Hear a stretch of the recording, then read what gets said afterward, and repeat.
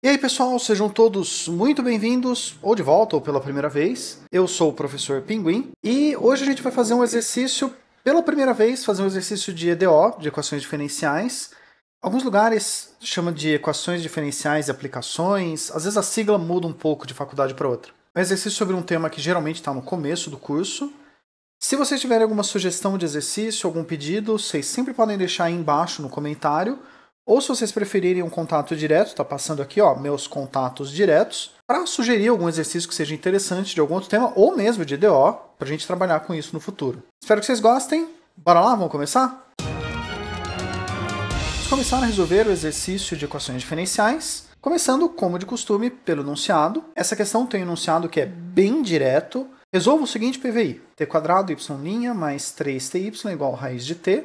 Y de 1 vale 2. T maior que zero. Duas observações rápidas. Primeira, PVI significa problema de valor inicial. Ele é uma equação diferencial e, além da equação diferencial dada, você tem um valor inicial. Toda equação diferencial ela sempre depende de constantes na solução. A ideia do problema de valor inicial é que o enunciado ou o contexto físico dá valores iniciais para que você tenha uma solução única, para determinar essas constantes. Outra observação que às vezes assusta os alunos é esse t maior que zero, meu Deus, o que isso significa? Aqui no enunciado a gente tem a função raiz de t, e a raiz quadrada não está definida para números negativos.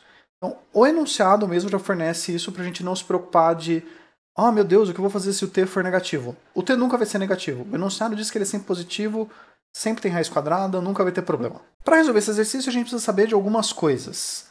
Primeira, como resolver um problema de valor inicial. Isso tanto faz o tipo de EDO, se é de primeira ordem, se é de segunda ordem. Qualquer problema de valor inicial, a primeira coisa que a gente faz é ignorar o valor inicial. A gente resolve a EDO com as constantes todas que aparecerem. Depois de resolver essa EDO, a gente vai pegar os valores iniciais e calcular as constantes. Outra coisa, a gente precisa saber resolver uma equação diferencial linear de primeira ordem, que é o formato da equação que apareceu aí. Se a gente tem uma EDO do tipo y' mais alguma função vezes y igual uma outra funçãozinha depois igual, a gente sempre resolve ela usando um método chamado fator integrante, que é uma equação que os livros costumam chamar de μ de t, dada por e elevado à integral de a de t dt. Essa funçãozinha aqui que multiplica o y. Uma vez calculado o fator integrante, a gente multiplica toda a equação pelo fator integrante. E quando a gente fizer isso, a gente sempre tem do lado esquerdo da equação a derivada, entre parênteses, de fator integrante vezes y. Isso do outro lado do igual vai ficar fator integrante vezes o bzinho que estava do outro lado do igual. Existe uma dedução para o método, existe um teorema demonstrado, mas para resolver esse problema a gente não precisa demonstrar de novo. Eu vou usar isso como um resultado conhecido. Além disso, a gente tem que saber propriedade de logaritmos, de que o logaritmo de t elevado a qualquer n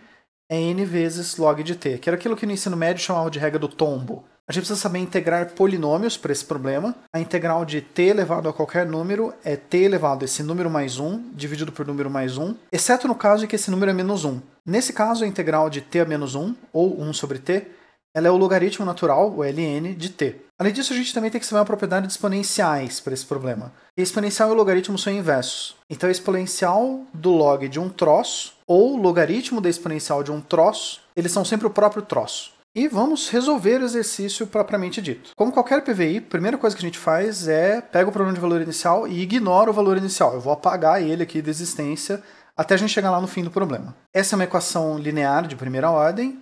Para resolver ela, a gente vai usar o fator integrante. Só que a fórmula do fator integrante, ela exige que a gente tenha na equação y' mais alguma coisa vezes y, e não pode ter esse t quadrado multiplicando. Então o que a gente faz é dividir todo mundo por t quadrado para que ele suma. Pega a equação, divide todo mundo por t quadrado. No primeiro termo, t quadrado por t quadrado dá 1, sobra y'. No segundo termo, 3t sobre t quadrado fica 3 sobre t vezes y. E no último termo, raiz de t, que é t elevado a meio dividido por t quadrado, fica t elevado a meio menos 2 ou menos 3 meios. Agora a gente tem a equação no formato adequado e a gente pode calcular o fator integrante, que ele vai ser e elevado à integral daquela coisinha que está multiplicando o y, que nesse caso é 3 sobre t. A gente tem a exponencial da integral de 3 sobre t. 3 é constante, a gente pode jogar para fora, fica e elevado a 3 vezes a integral de 1 sobre t. A integral de 1 sobre t é tabelada, ela é o ln, e esse 3 vezes ln a gente pode usar aquela propriedade do tombo. Esse 3 multiplicando ele pode subir como potência, fica e elevado a ln de t ao cubo. E como a exponencial é inverso do logaritmo, a gente revisou isso agora há pouco, então a exponencial do logaritmo de um troço é o próprio troço. Então o fator integrante é t cubo. Agora a gente pode pegar aquela equação y' mais 3 sobre y igual a t menos 3 meios, multiplicar todo mundo pelo fator integrante t cubo. Aí a gente vai ter t cubo vezes y, 3t cubo y sobre t cubo vezes t menos 3 meios, t cubo dividido por t fica t quadrado, e t ao cubo vezes t a menos 3 meios fica t elevado a mais 3 meios. E o lado direito vai se manter. Então, nessa equação toda, o lado esquerdo vai ficar a derivada de t cubo, que é o fator integrante, vezes y.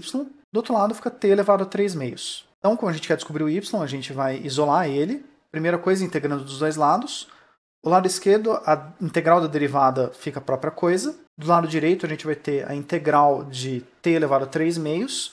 É uma integral de polinômio, fica t elevado a 3 meios mais 1, que são 5 meios, dividido por 5 meios, mais a constante de integração. Nota rápida, a constante de integração não aparece naquela integral primeira que a gente fez do fator integrante, porque ela apareceria dos dois lados e acabar cortando na equação.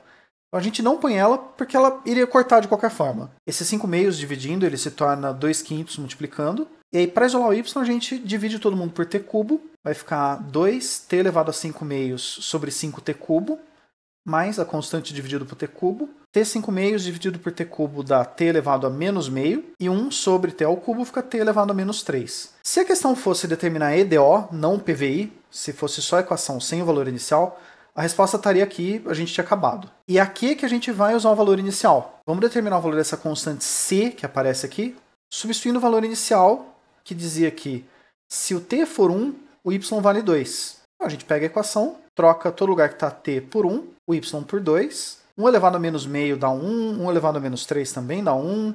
Então a gente tem a equação 2 é igual a 2/5 mais czão, ou a constante vale 2 menos 2/5, também conhecido como 8/5. Agora que a gente sabe o valor da constante C, o problema está resolvido. Aí é só escrever a solução. Y vale 2/5 de t a menos meio, mais, agora a constante é 8/5, sobre t cubo, ou vezes t a menos 3, aí é sua escolha de como quiser escrever. Encerrado o exercício, a gente dá um destaque, depois dá um destaque maior ainda, e fica feliz encerrando ele por aqui. Espero que vocês tenham gostado desse exercício. Resolver equações lineares por fator integrante é um problema bem comum no começo do curso de equações diferenciais. Esse método ele é usado como passo intermediário para resolver problemas maiores, como por exemplo a equação de Bernoulli ou a equação de Riccati, que acabam caindo sobre esse tipo de problema depois. E antes da gente sair, só lembrando mais uma vez que se vocês quiserem deixar algum comentário, fazer alguma sugestão, propor um exercício diferente, vocês podem deixar embaixo o comentário, ou se preferirem um contato direto, passando aqui do meu lado o contato direto. E eu espero de verdade poder ver vocês no futuro. Até a próxima!